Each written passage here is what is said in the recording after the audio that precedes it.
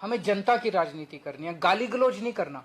सबको ये बोलना कि देखो जी, अगर गंदी राजनीति चाहिए तो इनको वोट दे दो, अगर आपको दंगे चाहिए तो इनको वोट दे दो, अगर आपको भ्रष्टाचार चाहिए तो इनको वोट दे दो, अगर गाली गलौज चाहिए तो इनको वोट दे दो, अगर आपको अपने बच्चों के लिए स्कूल चाहिए, महंगाई से छुटकारा चाहिए, रोजगार चाहिए, अस्पताल चाहिए, सड़कें चाहिए, तो हमें वोट दे दो। अभी पंजाब में हमारी नई नई सरकार बनी है और देखो कितना शानदार काम होने लग गया। अभी नई नई सरकार 3 महीने भी नहीं हुए और यकीन नहीं होता, मान साहब ने ऑलरेडी अनाउंस कर दिया 1 जुलाई से पंजाब के लोगों की बिजली फ्री। कोई यकीन कर सकता है? नहीं, अभी तो पिछले वाले कहते थे घाटे में चल रहा है पंजाब, घाटे में चल रहा है। अरे 3 महीने के अंदर कहां गया भाई वो घाटा?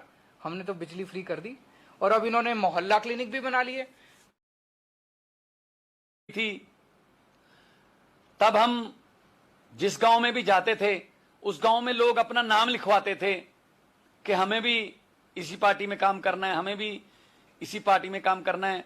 कई बार मैं रैली के बाद जो गांव में इकट्ठ होता था, मैं चला जाता था, लेकिन एक आदमी रजिस्टर लेकर बैठ जाता था। वो घंटा घंटा नाम लिखता रहता था कि जी मेरा नाम भी लिख लो, मेरा फोन नंबर भी लिख लो, मैं भी पंजाब को दोबारा रंगला पंजाब देखने में अपना हिस्सा, अपना योगदान जो है वो देना चाहता हूं। तो ऐसे धीरे धीरे हमारा संगठन बना, फिर जिला प्रधान बने, ब्लॉक प्रधान बने, सर्कल प्रधान बने, गांव का प्रधान बना, वार्ड का प्रधान बना, फिर बूथ पर 2-2, 3-3, 4-4, 5-5 लड़कों ने जिम्मेदारी संभाली, खासतौर पे यूथ ने। तो आज उसी संगठन की वजह से आप देख रहे हो कि सिर्फ 8 साल में 14 में जिस पार्टी का एक भी वॉलंटियर किसी गांव में नहीं था, 2022 में उस पार्टी की 92 विधायकों के साथ 117 में से आज सरकार है। इसीलिए कार्यकर्ता को रीढ़ की हड्डी बोला जाता है, कार्यकर्ता रीढ़ है। तो आज सभी कार्यकर्ता आए हैं, आप लोगों का योगदान इतिहास में लिखा जाएगा, सुनहरी अक्षरों में लिखा जाएगा, सुनहरी अक्षरों में लिखा जाएगा कि आप लोगों ने हिमाचल के आने वाले चुनाव में जब आप मेहनत करोगे, जब आप जाओगे, कुछ दुश्वारियां भी आएंगी, मुश्किलें आएंगी, क्योंकि जो भी आदमी सिस्टम के खिलाफ बोलता है, या सिस्टम को अच्छा करने की, या सिस्टम को सुधारने की बात करता है, ये नेचुरल है, ये पक्की बात है कि जो उस सिस्टम से फायदा लेते हैं, जो उस सिस्टम के बेनिफिशियरी हैं, वो बाउंस बैक करते हैं। हमारे पंजाब में भी हुआ, किसी पे पर्चा कर दिया, किसी को बोल दिया तुमने आज जाना नहीं है, कहीं रैली करनी, बसें नहीं जाने देनी, ऐसा हुआ। लेकिन दरिया जो हैं वो अपना रास्ता खुद बनाते हैं, दरिया को रोका नहीं जा सकता। सो आप दरिया के रूप में आज आम आदमी पार्टी के समंदर में आ रहे हो, आप सबका स्वागत है, वेलकम है।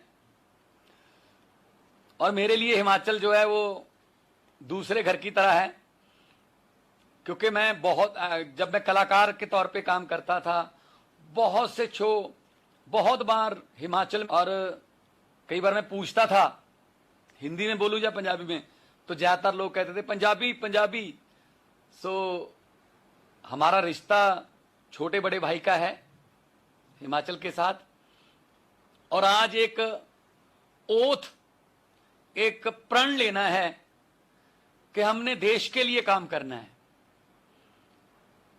हिमाचल और पंजाब की एक सिमिलरिटी है, एक समानता है। हिमाचल और पंजाब के बहुत बड़ी संख्या में नौजवान जो हैं वो फौज में हैं, वो अफसर हैं फौज में, वो बॉर्डरों पर हमारे देश की जो आजादी, जो भगत सिंह, राजगुरु सुखदेव, जो लाला लाजपत राय, मदन लाल ढींगरा, जो करतार सिंह सराभा ने लेके दी थी, उसकी रक्षा करते हैं। तो इसलिए हम लोग देशभक्त लोग हैं। हम अपने देश को आगे लेके जाने के लिए कोई भी प्रण कर सकते हैं। दिल्ली के बाद पंजाब, पंजाब के बाद अब हिमाचल, और मौसम थोड़ा ठीक हो जाए तो आपसे मिलना जुलना आसान भी हो जाएगा और मिलना जुलना ज्यादा भी हो जाएगा। तो जितने भी इस वक्त कार्यकर्ता सुन रहे हैं स्क्रीन पर, हम लोग आम लोग हैं। हम लोग किसी पॉलिटिकल फैमिली से हम नहीं आए, किसी का बाप मंत्री नहीं था, किसी का ताया राज्यपाल नहीं था, किसी का चाचा किसी पार्टी में कोई बड़े पद पर नहीं था। हम आम लोग हैं। कोई वकील है, कोई कलाकार है, कोई पत्रकार है, कोई डॉक्टर है। अरविंद जी आईआरएस ऑफिसर थे, इनकम टैक्स कमिश्नर थे। इनकम टैक्स के ऑफिस में कहा जाता है कि कर्मचारी भी अगर चाहें, सभी एक जैसे नहीं होते, तो वो एक दिन में नोटों की बोरी भर के लेके जा सकते हैं घर पे, लेकिन कमिश्नर लेवल पे तो बहुत ही बड़ी बात है। तो इन्होंने अपनी उस नौकरी को त्याग कर ये फैसला किया कि मैं देश के लिए लड़ूंगा। दुश्वारियां आई, 15-15 दिन, 20-20 दिन अनशन पे बैठे, उठा के ले गए, जेल गए, बहुत कुछ हुआ, लेकिन आज वो देश के सबसे क्रांतिकारी मुख्यमंत्रियों में उनका नाम आता है और पूरे देश की राजनीति को उन्होंने बदल के रख दिया। इन्होंने पहले ही कहा था, हम राजनीति करने नहीं, हम राजनीति बदलने आए हैं। पंजाब में, ये बात मेरी ध्यान से सुन लेना, 92 एमएलए हैं। उन 92 से 82 पहली बार एमएलए बने हैं और 26 साल के, 27 साल के, 28 साल के, 29, 30, 31, 32, 33, 35 साल तक 50 से ज्यादा हैं। इसका मतलब क्या है? यह काम सिर्फ आम आदमी पार्टी कर सकती है कि आम लोगों के बेटे बेटियों को विधानसभा की या लोकसभा की सीढ़ियां दिखा सकती है। वरना जो रवायती पार्टियां हैं उनमें तो बारी ही नहीं आती। वहां तो फैमिली कल्चर चल गया, बाप बेटा, बहू, भुआ, मामा, फुफ्फा, यही चलता है। आम लोग तो सिर्फ या तो लाठियां खाने के लिए या फिर नारे लगवाने के लिए रखे हुए हैं। बस आप वहां जाओ, पानी के कैनन के सामने तुम खड़े हो, मुर्दाबाद के नारे तुम लगाओ, जीतेंगे हम। तो आम आदमी पार्टी एक ऐसी पार्टी है जो आम लोगों को आगे लेकर आती है। उनमें मैं भी हूं। मैं एक टीचर का बेटा हूं। मेरे पिताजी साइंस मास्टर थे। मैंने नहीं सोचा था कि एक पार्टी बनेगी, मैं उसका मेंबर बनूंगा और फिर उसके बाद वो पार्टी मुझे इस ओहदे तक ले आएगी कि पंजाब को ठीक करने की जिम्मेदारी मेरी, जो 2.25 करोड़ लोगों ने, पंजाब के लोगों ने दी है। हम मिलके काम कर रहे हैं।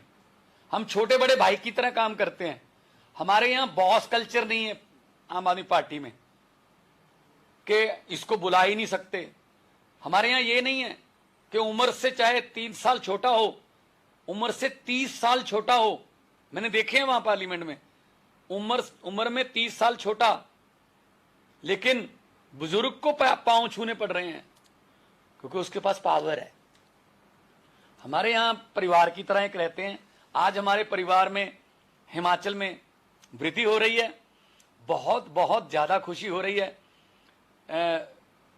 बस मेरे ख्याल में चंद किलोमीटर सोलन रह गया था, अचानक से बादल एक आया कि चौपर, उन्होंने फैसला किया कि हम वापस जाएंगे, लेकिन वादा करते हैं दोबारा फिर आएंगे।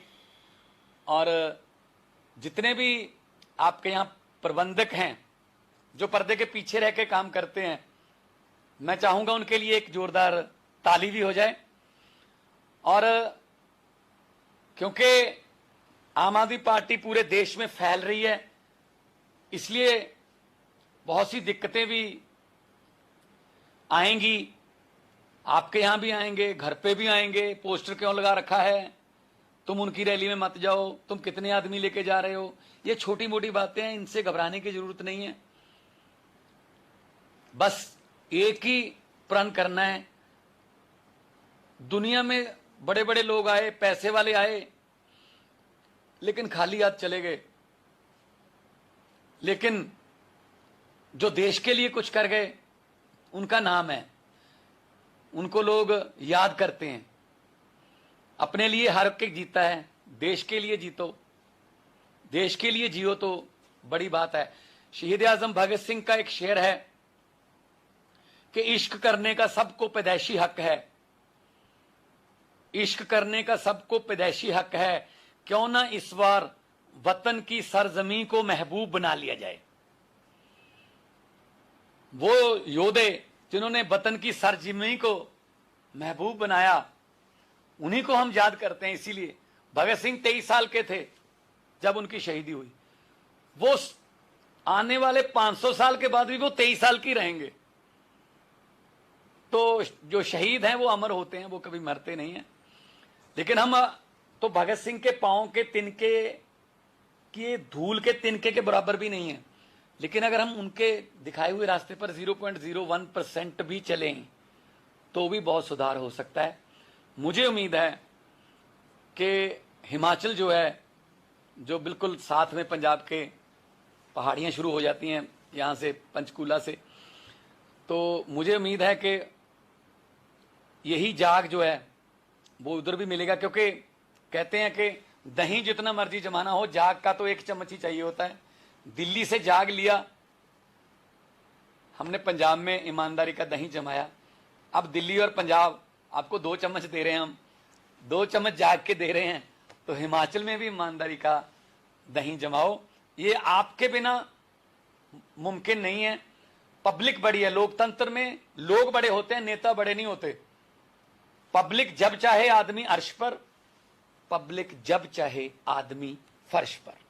सो इसलिए हम तो आम लोग हैं, आओ इकट्ठे होके अपने देश को आगे लेके जाएं, अपने प्रदेश को आगे लेके जाएं, ताकि आने वाली जो पीढ़ियां हैं, आने वाली जो जनरेशन है, वो आपको इस बात के लिए शुक्रिया करें कि आपने समय पर एक सही फैसला लिया और उसके बाद हमें अच्छा जो फ्यूचर, हमें अच्छा भविष्य मिला।